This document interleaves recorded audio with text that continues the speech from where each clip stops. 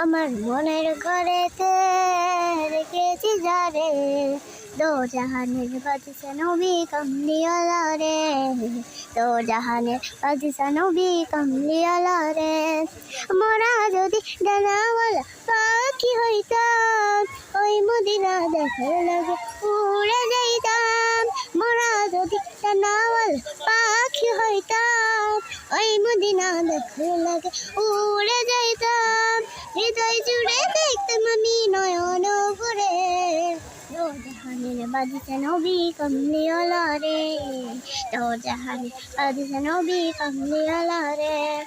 আদি পিতা আদম যখন মুসিবতে পড়ে, মোদের নবীর উসিলতে আল্লাহ কবুল করে। আদি পিতা